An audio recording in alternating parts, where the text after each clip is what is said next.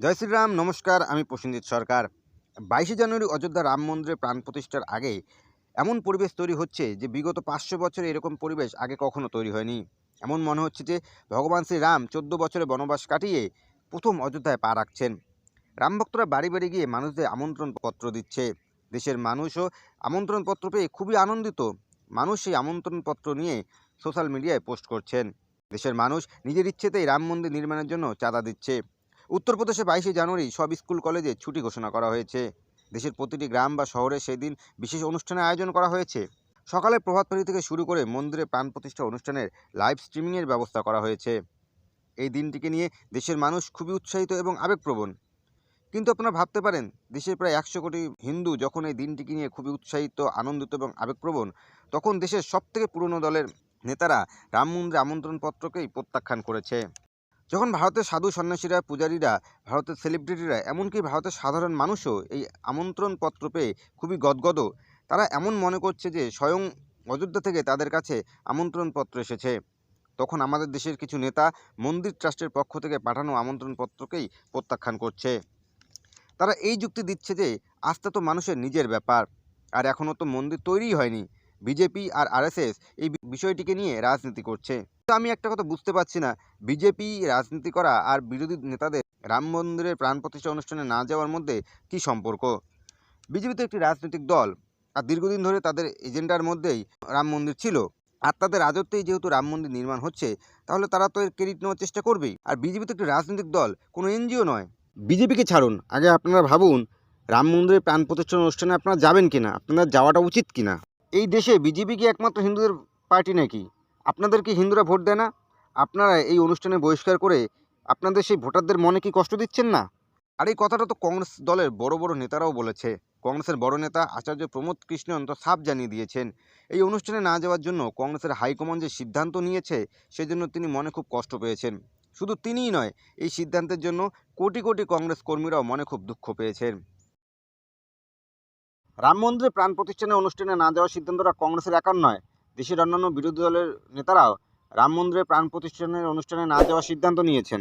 উত্তরপ্রদেশের প্রাক্তন মুখ্যমন্ত্রী এবং সমাজবাদী পার্টির সুপ্রিমো অখিলেশ যাদব, তিনি আবার এটা বলে আমন্ত্রণপত্রকে প্রত্যাখ্যান করেছেন যে তাকে আমন্ত্রণ জানাতে নাকি কোনো চুলটুপুলটু নেতা এসেছে, এই জন্য তিনি রাম মন্দিরে প্রাণ প্রতিষ্ঠানের অনুষ্ঠানে যাবেন না। রাম মন্দির আর সমাজবাদী পার্টি সম্পর্কের মধ্যে যে ইতিহাস আছে, তাতে করে যে রাম মন্দির ট্রাস্টের পক্ষ থেকে অখিলেশ যাদবকে আমন্ত্রণ জানানো হয়েছে, সেটাই তো বড় ব্যাপার। আমাদের রাজ্যের শাসক দল তৃণমূল কংগ্রেস ঠিক করেছে তারাও রাম মন্দিরে প্রাণ প্রতিষ্ঠানের অনুষ্ঠানে যাবেন না। আর আমাদের রাজ্যের মুখ্যমন্ত্রী মমতা ব্যানার্জি রাম নাম শুনলেই তো রেগে লাল হয়ে যান। যখন সাংবাদিকরা তাকে প্রশ্ন করে, দিদি আপনি রাম মন্দির অনুষ্ঠানে যাবেন না, তখন তিনি সাংবাদিকের উপর রেগে গিয়ে বলেন, আপনাদের কি খেয়ে দেওয়ার কোনো কাজ নেই? শুধু সারাদিন শুধু রাম রাম রাম রাম করে থাকেন। এই রাম মন্দির বিষয়টা নিয়ে কে রাজনীতি করলো কে রাজনীতি করলো না সেটা ব্যাপার না। কথা তো একটাই হচ্ছে, রাম তো সবার। রাম কংগ্রেসের, রাম বিজেপি, রাম সিপিএমের, রাম তৃণমূল কংগ্রেস সবার।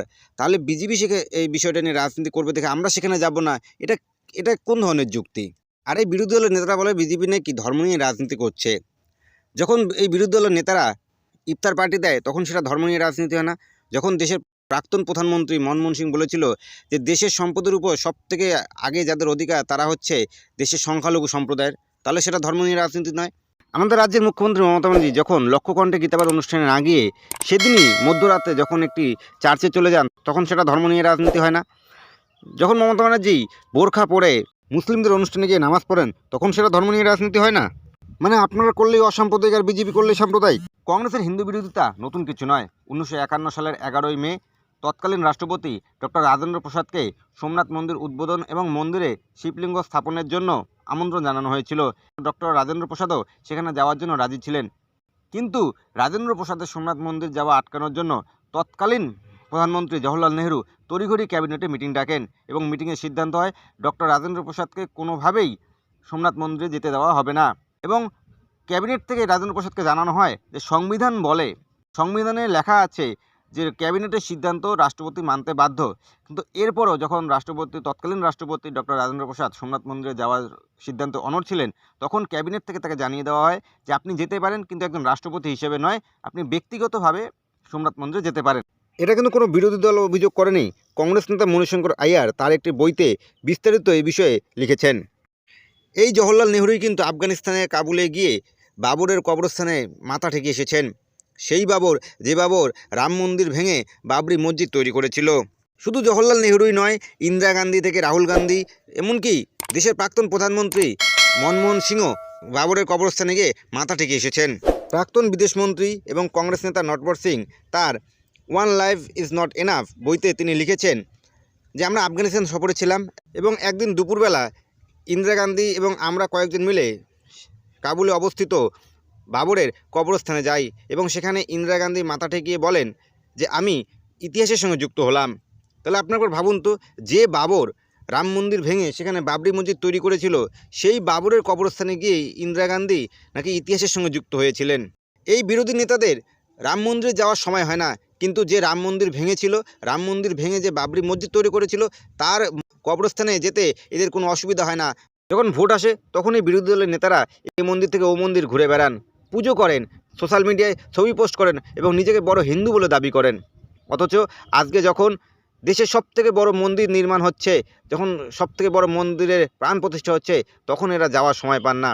কেন না, এরা মনে করছেন সেই মন্দিরের জন্য ভারতীয় জনতা পার্টি রাজনৈতিক লাভ পাবে, তাদের কিছু হবে না, এই জন্য সেখানে তারা যাবেন না।